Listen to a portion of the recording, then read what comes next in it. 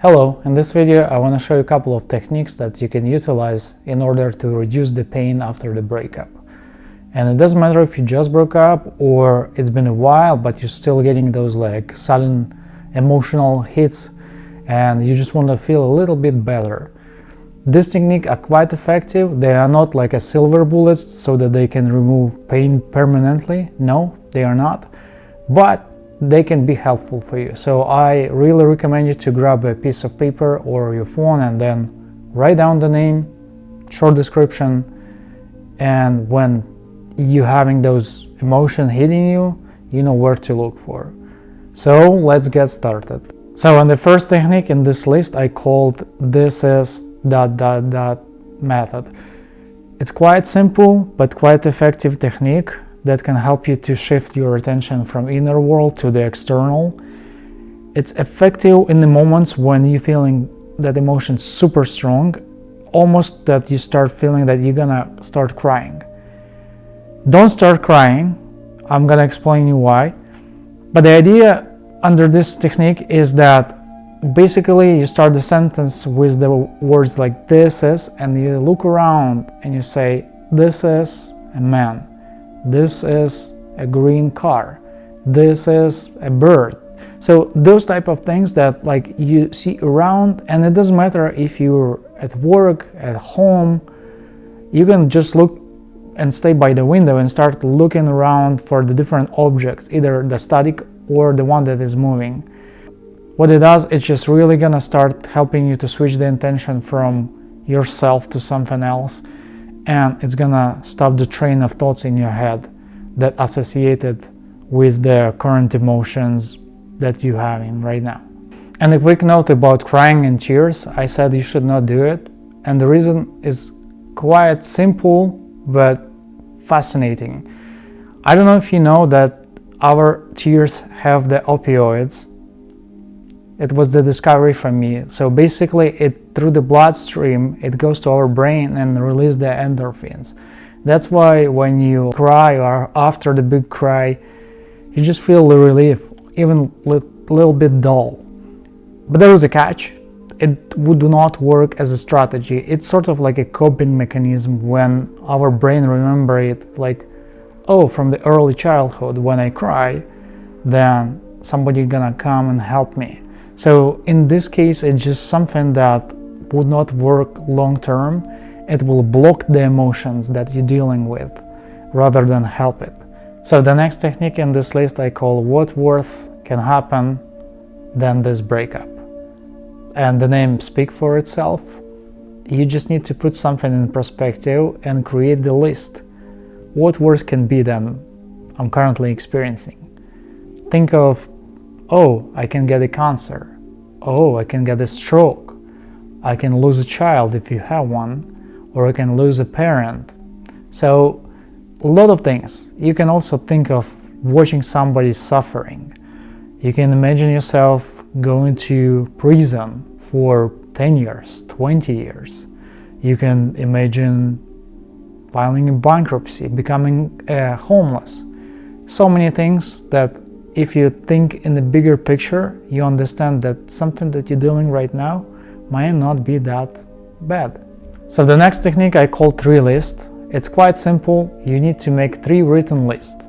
Number 1, what you lost or what you could have lost if the person stayed with you.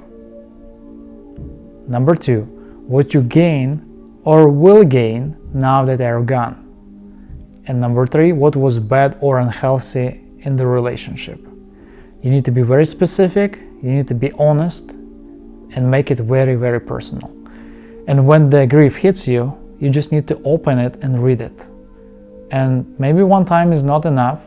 Maybe you need to have like 2 or 3 rounds reading it. What it will do, it will help you to ground in your reality. So the next technique I call positive state shift.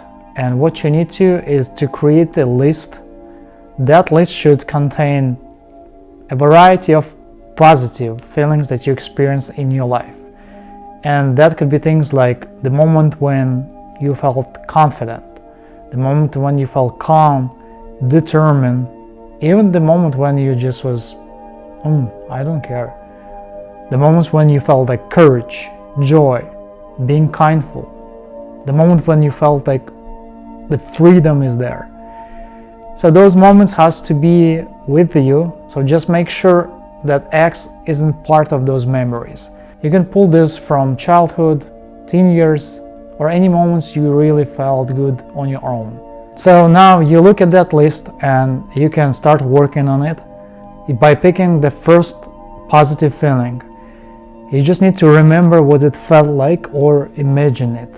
Let's say you were attending some competition or then some sporting event and you finish it, you won the competition, so you know exactly how it feels. It has to be positive, it has to be something strong inside you.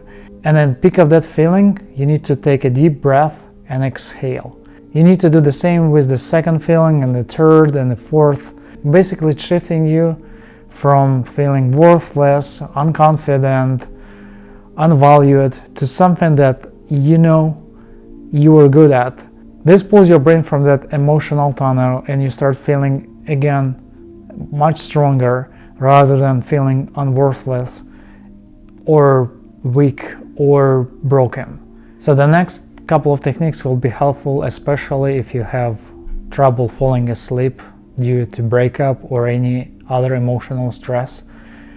It's when you have those ruminating thoughts and it's just like constantly circling in your head and you don't know what to do. So the first technique is I call the white wall.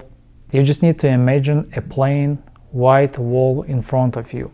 It has to be with the closed eyes, and any thought, image, memory that comes up, you need to put it on that wall and then erase it. All this imagination, but it works. Imagine, let's say, your ex, put them on the wall and erase it. Any conversation with them, any fear, anything that comes up in your head, you put it on the white wall and erase it. You can also make the wall in a different color if it helps, if white is intense, but after a few minutes you'll start drifting. This might take a couple of nights to get used to, but it's much better than actually lying in the bed awake for 3 hours. And the next one I call tongue down method. It's quite strange technique, but it actually can help you to reduce that mind racing at night. You need to notice where your tongue is. It's usually like pressed to the top of your mouth, and what you need to do is just to need to move your tongue down, resting against the bottom of your mouth. Like I said, it's strange, but sometimes it stops the thoughts. It doesn't stop completely, but you can notice it. It could be very helpful. And another thing, what you can try to do is visualize your brain being empty and in stillness.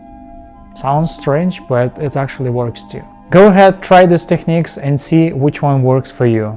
Also subscribe to my channel, and I'll see you in a new video.